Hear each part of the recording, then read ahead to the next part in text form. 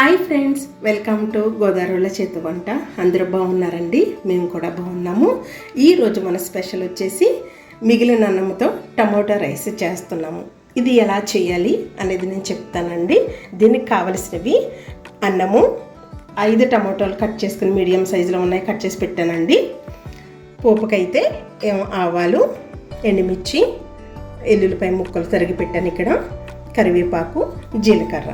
చాలా సింపుల్గా ఈజీగా టమోటా రైస్ మనం తయారు చేస్తున్నాం. ఇప్పుడు టమోటా రైస్కి నేను స్టవ్ ఆన్ చేసి బండి పెట్టానండి, వేడయింది. ఇప్పుడు దీనికి సరిపడా ఆయిల్ వేసుకుందాము. ఇంచుమించు నేను ఒక 4-5 టేబుల్ స్పూన్ వరకు వేసాను, ఎందుకంటే నూనె ఎక్కువగానే ఉండాలి. ఆయిల్ వేడయిందండి. ముందుగా నేను ఆవాలు వేసుకుంటున్నాను. ఆవాలు వేసానండి. ఆవాలు వేడవినప్పుడు పిసిటిపట్లు ఆడుతున్నాయి. ఇప్పుడైతే ఎల్లుల్లిపాయ ముక్కలు తరిగి పెట్టుకున్నాను, ఇవి కూడా వేసేసుకుందాము.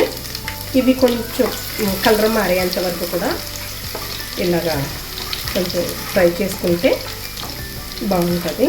అన్నిటితో కూడా సమానంగా ఫ్రై అవుతాయి. ఎండుమిరపకాయలండి, జీలకర్ర, కరివేపాకు, ఇవన్నీ కూడా దోరగా వేయించుకోవాలి. ఇదిగోనండి, మనం వేసుకున్న పోపు అంతా కూడా చక్కగా బ్రౌన్గా ఫ్రై అయ్యింది. ఇప్పుడు నేను టమాటా ముక్కలు కట్ చేసి పెట్టాను కదా, సన్నగా తరిగి పెట్టాను. ఇప్పుడు ఇవి ఇందులో వేసేసుకుందాము. ఈ పోపు అంతట్లో కూడా టమాటా ముక్కలు బాగా కలిసేంత వరకు కలిపేసుకుని మీడియం ఫ్లేమ్ మీద ఇది సాఫ్ట్ అయ్యేంత వరకు కూడా మనం మధ్య మధ్యలో కలుపుకుంటూ మూత పెడుతూ మగ్గించాలండి. ఇవి మధ్యలో నేను మళ్ళీ చూపిస్తాను మీకు. ఇప్పుడు మనం మూత పెట్టేద్దాం. కొంచెం టమోటా ముక్కలు వేసిన తర్వాత మూత పెట్టాం కదండి, ఎలా ఉన్నాయో చూద్దాము. ఇదిగోనండి, మగ్గుని కదా. ఇప్పుడు మనము ఇది ఒకసారి గంట కూడా కలుపుకొని ఎలా ఉన్నదో చూద్దాం. హాఫ్ వరకు కూడా చక్కగా సాఫ్ట్ అయిపోయినాయి. ఇప్పుడు దీంట్లో ఏమేమి వేయాలో చూపిస్తాను మీకు. నేను తీసుకున్న టమాటోలకి 1/2 టీ స్పూను పసుపు వేసుకుంటున్నాను. ఇది చిన్న స్పూన్ కాబట్టి 2 స్పూన్లు వేసుకుంటున్నానండి. మీరు స్పైసీ ఉండాలనుకుంటే ఎక్కువ వేసుకోవచ్చు, అయితే తగ్గించుకోవచ్చు. సాల్ట్ రుచికి తగినంత వేసుకోవచ్చు, ఎందుకంటే బాయిల్ చేసినప్పుడు అన్నంలో కూడా నేను వేసుకున్నాను. మీరు కూడా చూసుకుని వేసుకోవచ్చు. నేను కొంచెం బ్లాక్ పెప్పర్ అండి, ఇది మిరియాల పొడి. నా దగ్గర అయితే మిరియాలు లేవు, అందుకని నేను పొడి వేసుకుంటున్నాను. మిరియాలు ఉంటే కనుక మనం పోపు వేసుకున్నప్పుడు దాంట్లో మీకు కావలసినవి వేసుకోవచ్చు, బాగుంటుంది టేస్ట్. ఇది అల్లం పేస్ట్ అండి. నేను వెల్లుల్లి అయితే కనుక పోపులో వేసాను కాబట్టి ఇప్పుడు నేను అల్లం కొంచెం వేసుకుంటున్నాను. 1/2 స్పూన్ ఉంటుంది, టీ స్పూను. ఇప్పుడు ఇదంతా కూడా కలిపేసుకుని బాగా ఈ టమాటాలు సాఫ్ట్ అయ్యి గ్రేవీ ఇలాగా మనం మీడియం ఫ్లేమ్లోనో లేదంటే స్లో ఫ్లేమ్లో కూడా పెట్టుకుని మనం ఇలాగా కలుపుకుంటూ చూసుకుంటూ రెడీ చేసుకోవాలండి. అలా వేసిన తర్వాత కలిపేసి మూత పెట్టానండి. మూత పెడితే ఇప్పుడు మధ్య మధ్యలో కూడా మూత తీసి నేను కలుపుతూ నేను ఇదిగోండి చూసారు కదా, నూనె తేరిపోయింది.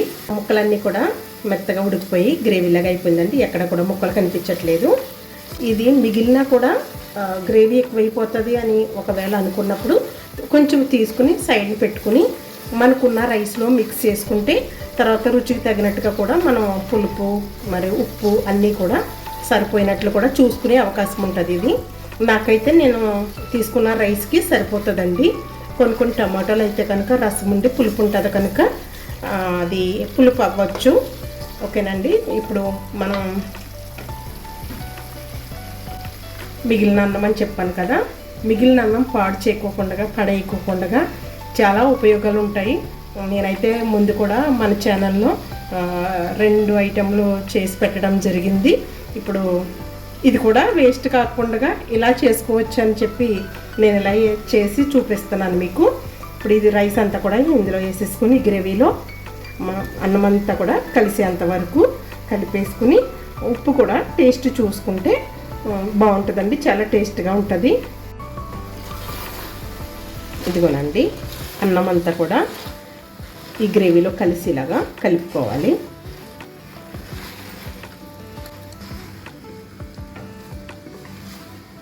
ఇదిగోనండి, మొత్తం నేను తీసుకున్న రైస్కి నేను చేసిన గ్రేవీకి కరెక్ట్గా సరిపోయింది. సాల్ట్ చెక్ చేసేసుకుంటే కనుక మనకి టమాటో రైస్ రెడీ అయినట్టే. కానీ మనం తీసుకున్నది సలిదన్నం కాబట్టి, అంటే మిగిలిన అన్నం, ఇది కొంచెం ఒక 2-3 నిమిషాలు ఇలాగే కొంచెం దమ్ము మీద పెడితే కనుక చక్కగా గ్రేవీ రైస్కి బాగా పట్టుకుని టేస్టీగా ఉంటుందండి. మూత పెట్టేసి ఒక 3 నిమిషాలు దమ్ము పెడదాము. 3 నిమిషాలు దమ్ము పెట్టానండి. ఒక్కసారి కలిపి చూద్దాము.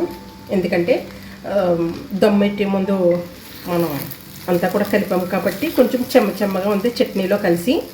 అందుకని నేను దమ్ము పెట్టాలని చెప్పాను. దమ్ము పెడితే కనుక చెమ్మంతా పోయి మంచి ఇలా పొడిగా ఉంటుంది రైసు. అయితే మరి ఈ టమోటో రైస్ చాలామంది కూడా వేరే స్టైల్లో చేస్తారు. నేనైతే ఇలా చేస్తాను. ఇలా రైస్ చేస్తే కనుక దీంట్లోకి ఇంకా వేరేగా కర్రీ ఏమక్కర్లేదండి. పులిహోర తిన్నట్టే ఉంటుంది. చాలా టేస్టీగా కూడా ఉంటుంది. పులుపు ఉంటుంది, సాల్ట్ ఉంటుంది, అన్ని రకాలకు కూడా మనము పోపు దినుసులు వేసాం కాబట్టి చాలా టేస్టీగా ఉంటుంది. మా రెసిపీ మీకు నచ్చినట్లయితే కనుక మరి మా ఛానల్ సపోర్ట్ చేసి, సబ్స్క్రైబ్ చేసి, షేర్ చేసి, కామెంట్ చేయండి. తప్పక ట్రై చేయండి. టేస్ట్ ఎలాగుందో మాకు కామెంట్ చేయండి. Thanks for watching. మరొక వీడియోతో కలుసుకుందాం.